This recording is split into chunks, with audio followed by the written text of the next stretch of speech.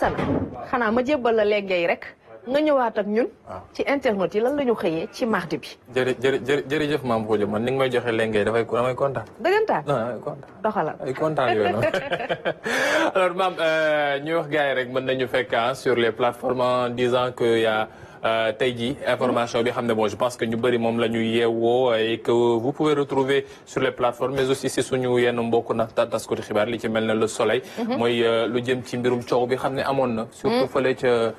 tribunal Guédiawaye. xam ne nañ ay coowul suuf amoon na ci yoon nag moo ngi woyti defal liggéeyam par rapport ak mbir yi ti wax ku nekk fan la ci sa mbir toll ak itam sa loxo fu mu ci teg woon on se rappelle bien ki xam ne moom moo jiite woon ministère de la justice di Ismaïla Madior Fall moom amoon na nuñ ko ci déglu woon ba takkaloon ko sax lii di bracelet électronique ci même démarche boobee waa yoon déglu nañu ki xam ne moom mooy Mame Boye Diao moom mi xam ne ay jamono itam dekkoon na fi njiital domaine moom bokk na itam ci ñi xam ne auditionné nañ leen ba takkal ko li xam ne moom mooy lam yi Mamadou Gueye mi xam ne moo nekkoon le dernier directeur des domaines ci jamonoy le président Macky Sall moom moomee nag fi mu toll nii nee ñoo ngi koy seetlu ndax gisaguñ ko am na mandat d'amener boo xam ne neen suñ ko gisee mu ñëw wuy si yoon ngir andi ay leeral ci mbirum suuf soosee xam ne moom moo am ci tribunal bu Pikine Guédiawaye mais aussi yeneen mbir yoo xam ne dinañ ko waxtaanee lu ci mel ne maam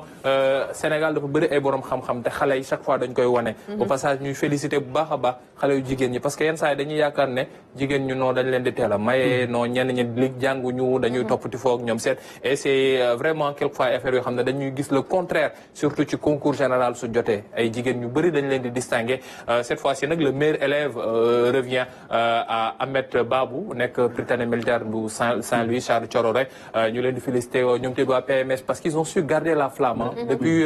jamonoy sunu ay grand frère Abdou Latif Coulibaly ñeneen ñoo xam ne jaaroon nañ fa ba léegi ñoo ngi fa ti continuer toujours le travail qu'ils font donc les enfants de troupe ils font un excellent travail ak ñi seen ay encadreurs allier discipline ak rigueur ci éducation bi donc ñi xam ne ñoom ñooy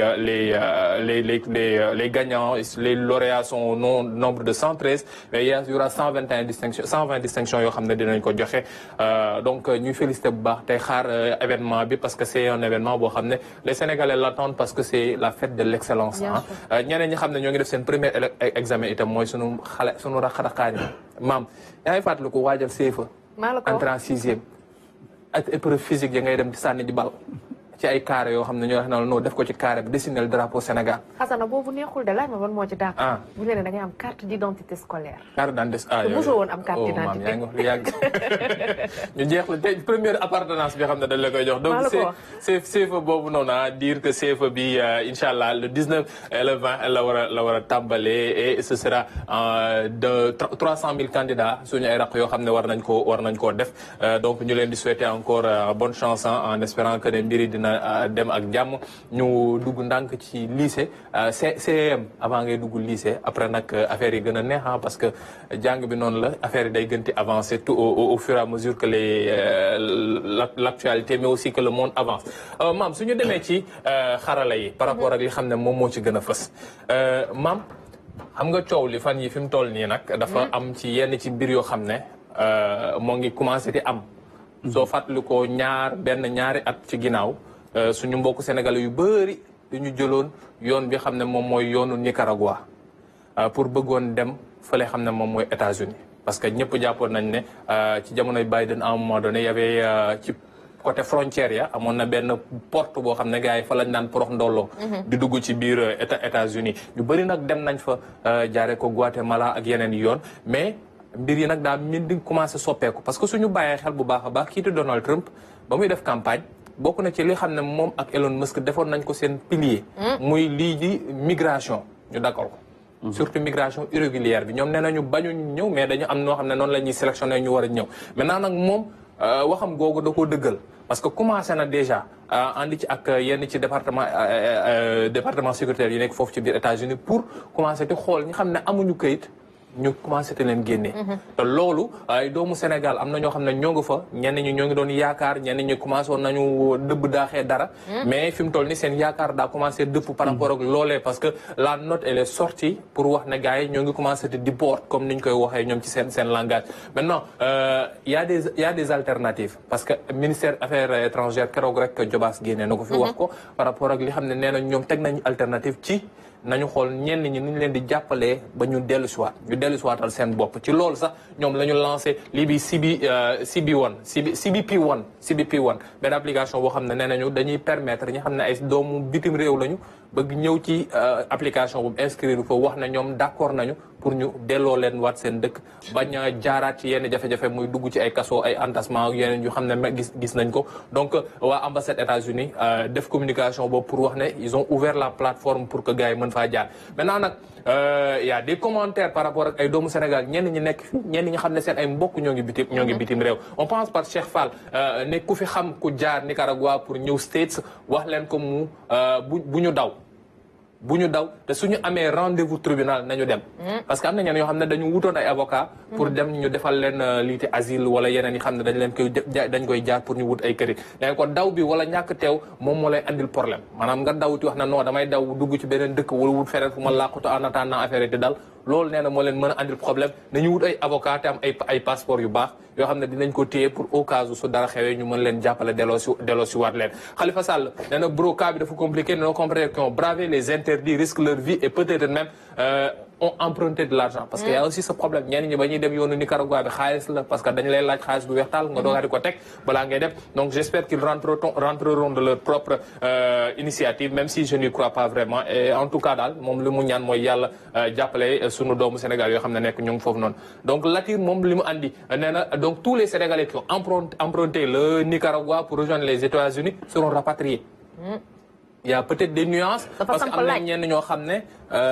am na ñu lijjanti ay kayit jaar ci ay procès lijjanti wut avocat ci ñu teel a ñu njëkkoon ñi dem Sénégalais Mauritaniens ak d'autres nationalités yoo xam ne amoon nañu ay kayit moom nag lu koy xam mes amis qui commençaient à être stables là-bas parce que am na ñoo xam ne commencé woon nañ dal jàpp ne tout allait bien mais bon là les choses se sont un peu compliquées Abdoul Ahad moom lu ñu ci andi mooy son oncle nee na son oncle qui est là-bas jaaree ci yoon Nicaragua nee na sànq rek la ko envoyé plus de 700 000 pour lan pour lijjanti li xam ne moom moo jëm ci fondement bi mu war a tabaxee këram. imaginez kooku bon su fekkee ne avec tout ce qu'il y a comme souci suñ ko tegee loxo war ko andiwaat poids moral bi ak li xam ne moom tàmbali woon na ko maintenant Malick Fall un grand qu'on salue qui est aux États-Unis moom ne que c'est très difficile d'être régularisé aux États-Unis surtout si tu entres sans visa maanaam ñi xam ne dañoo jaar ci yoonu migration bi il y a des exceptions la majorité de nos compatriotes sont victimes de fausses informations venant de la communauté et des avocats corrompus yenn saa yi dafa am ñenn ñoo xam dañ leen na la noo ñëwal noonu lañ daan dégg Espagne Italie bu njëkk ba noo ñëw leen affaire yi am na fi léeg-léeg alors que yenn saa yi da ngay dem da nga fay fekk ak li xam ne moom lañ la doon wax c'est deux choses qui sont complètement différentes donc il faut faire attention quand même aussi Lipa Diallo wax ko moom peut-être un autre qui est aux États-Unis nee na ko parce que li xam ne moom mooy ICE mooy département sécuritaire bi li muy def par rapport à fi mu toll nii dafa bëri ñoo xam ne même biir États-Unis ñoo ngi koy coow. et ce sont des Américains en bon et due forme yoo xam ne yor nañ seen kayit parce que nee nañu ak États-Unis à la limite lu ñu jàpp noonu la moom Trump lu muy def mooy day xool ñenn ñi xam ne neexuñu ko muy mexicain yeeg yenn yi xool nu mu leen di génnee déporte leen. nee na loolu moom moo tax fi mu toll nii dañu def ndànk parce que y a un peu de jeu politique boo xam ne Trump moo ngi koy doxalee ci mbir mi parce que on connaît aussi les idéologies du président américain donc nee na loolu nañ ci gën a bàyyi xel par rapport ak affaire yi ni muy doxee donc là am na ay dëkk yoo xam ne États-Unis wax nañ bloqué par rapport ak li jëm ci ay mbirum joxe visa sax fi mu toll nii am na une autre liste qui a été mise sur place pour mu toll nii. te liste boobu noonu Sénégal da cee bokk fi mu toll nii loolu moo tiital ñu bëri.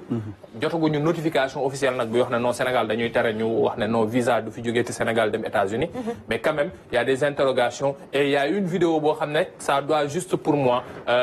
gën a yee suñu mbokku sénégalais yi xam ne ñoom ñoo nekk foofu par rapport ak li ñu leen di wax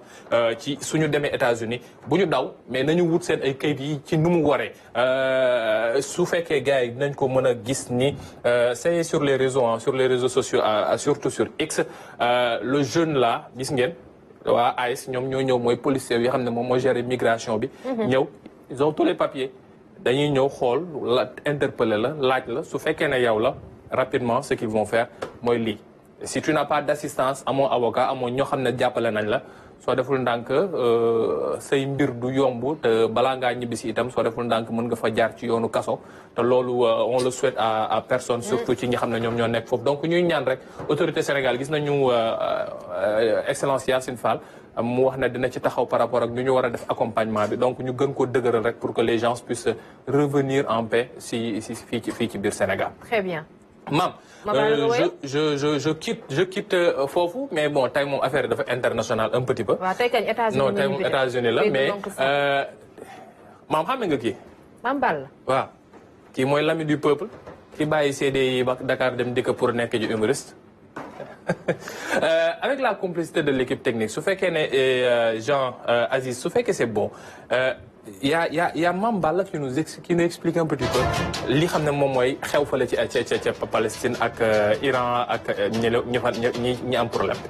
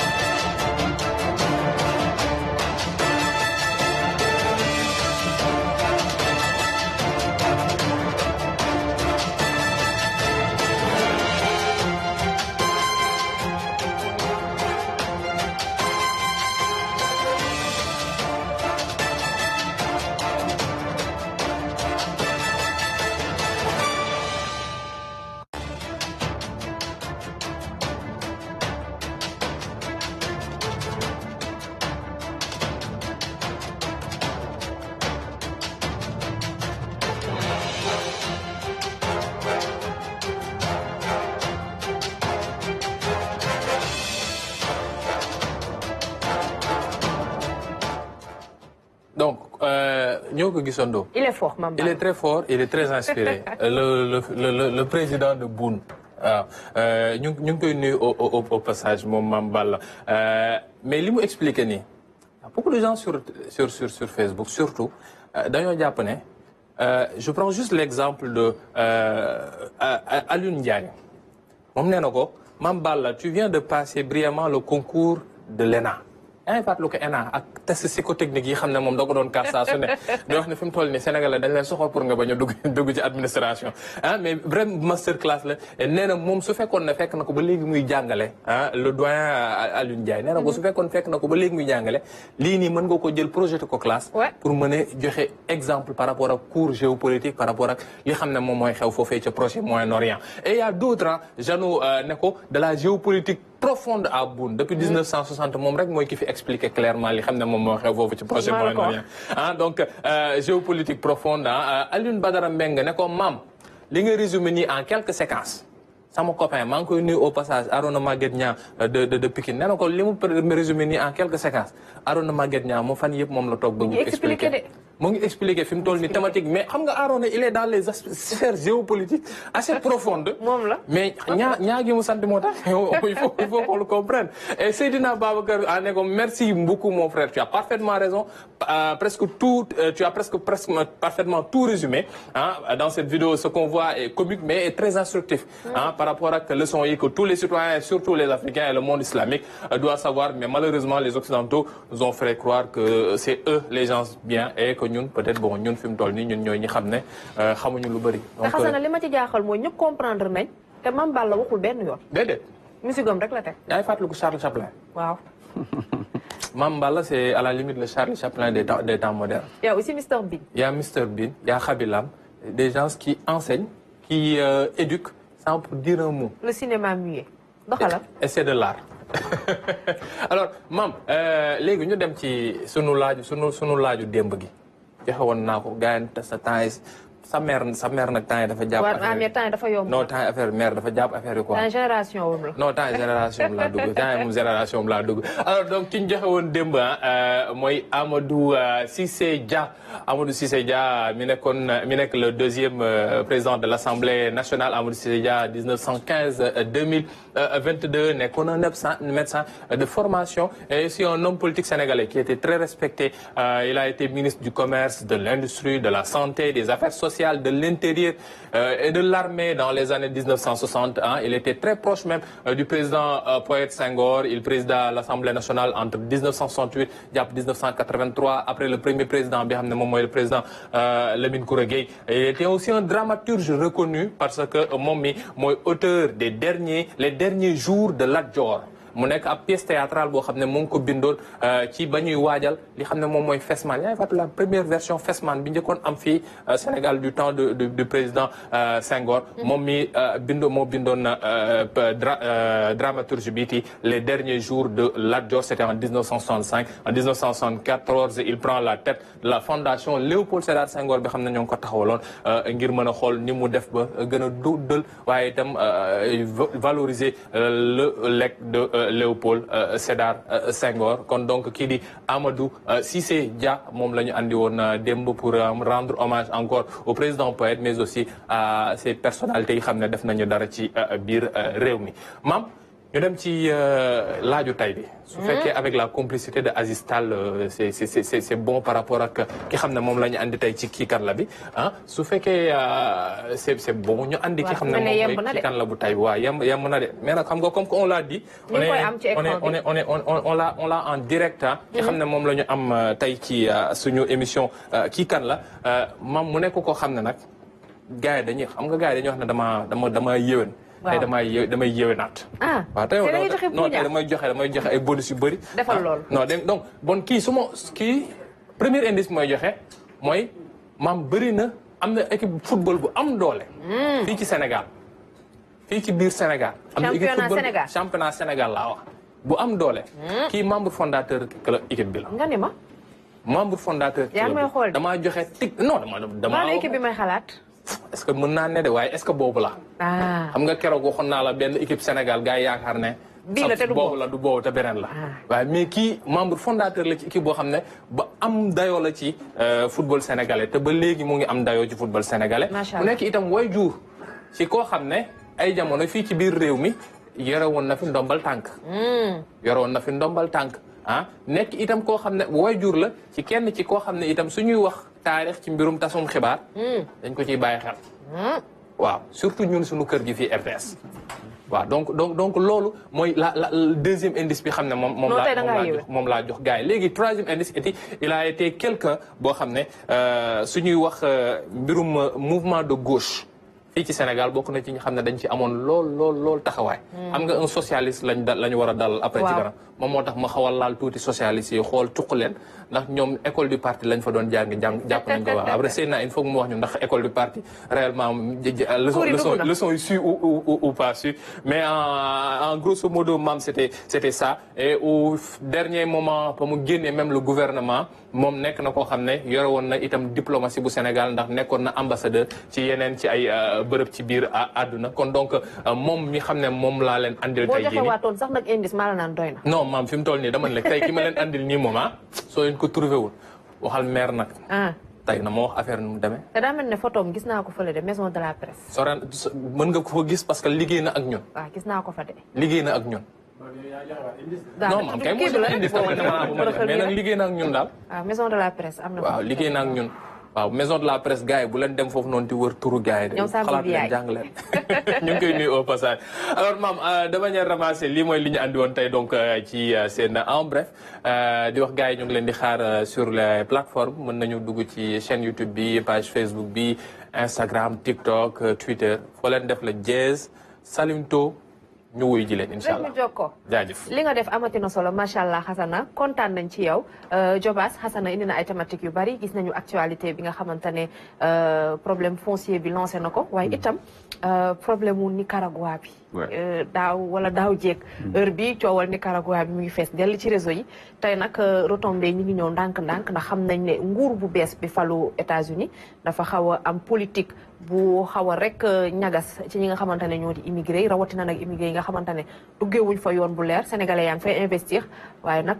seen nekkin foofu li ci des pour ñu ñibbisi boo moyul du bari. waaw mu nekk question boo xamante ni dafay dellu soit chaque fois au delà mu nekk loo xamante ni c'est diplomatique ou bien international loo xamante ni diggante ñaari réew mën nañu ko waxtaanee dafa nekk loo xamante ni tey sooy xool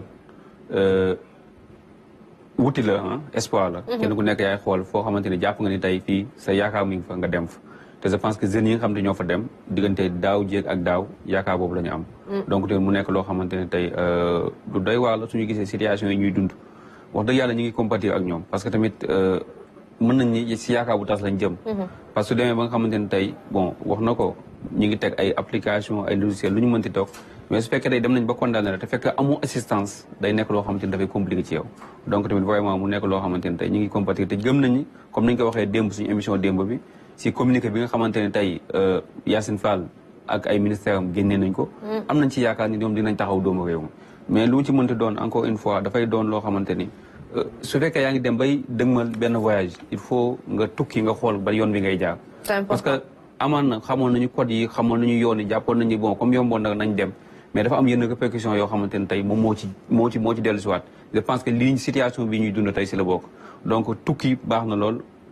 xam sa yaakaar fii la nekk nga jàpp ni tey samay compétence mën naa ko développer fii baax na loolu mais il faut ñu koy jaaral si yoon bi nga xam te ni jàpp nañu mooy yoon bu légal. c'est important lépp looy def rek nga jaar ci yoon ndax yaakaar naa ne am na ko bindu TikTok. wérdu bi gën pour des Amérique mooy nga légal.